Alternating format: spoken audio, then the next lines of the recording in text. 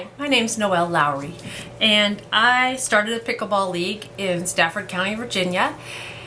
And there have been a lot of questions from people all over the country asking about how to start a pickleball ladder league. So I'm going to do a series of videos. This one is going to be just an overview of how we do the pickleball league. So how we started with the pickleball league and getting the idea was a friend of mine.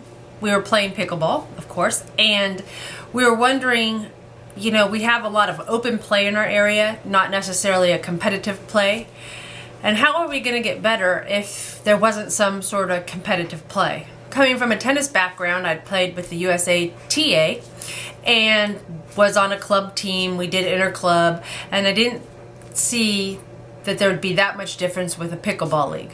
So that's kind of how the idea came about. So we started in January talking about having our league, and so we named it the SFS Pickleball League, which means Stafford, Fredericksburg, and Spotsylvania. So we started with about 20 people, just saying, hey, would you like to do some competitive play? So 20 people signed up.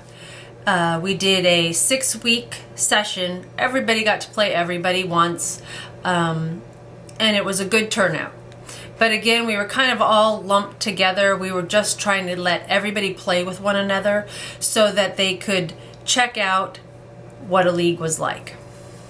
When we went to our second session, that was in the spring, we did summer session. We had 2 sessions for summer. So with that being said, we clearly saw that there were 2 types of players. An A group, highly competitive, bangers, hard hitters, more in shape than some of us. And then there was the B group, which I fell in, which is about a 3-0 and a below. You know, you're confident dinking, but you know, you're not as quick as some of the other ones. There's just different criteria. But there was definitely a line in the sand where there was a difference between the 2. So when we went to the summer league, we split it into an A ladder and a B ladder.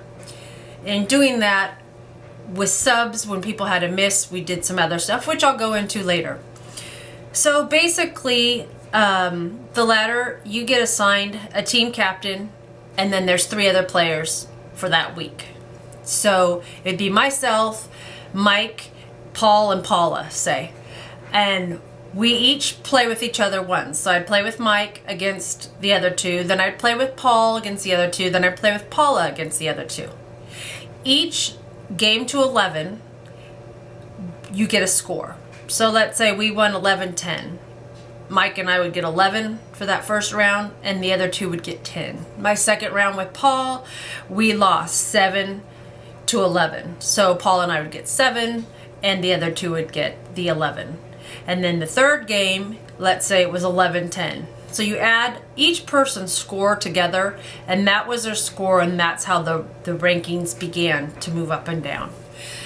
It took us quite a while to figure this out, and it was painful, and the people who were in our ladder, we clearly explained to them we had never done this before. Please, you know, we're going to have some bumps in the road.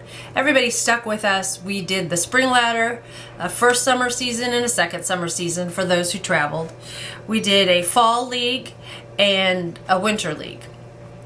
So with that being said, there were a lot of trial and errors, and I'm hoping that with these videos that I have for you guys, you will not have to have so many trial and errors. You can just go to the correct way, or the way that works best, or modify a little bit from what we've learned with our challenges of beginning a pickleball league.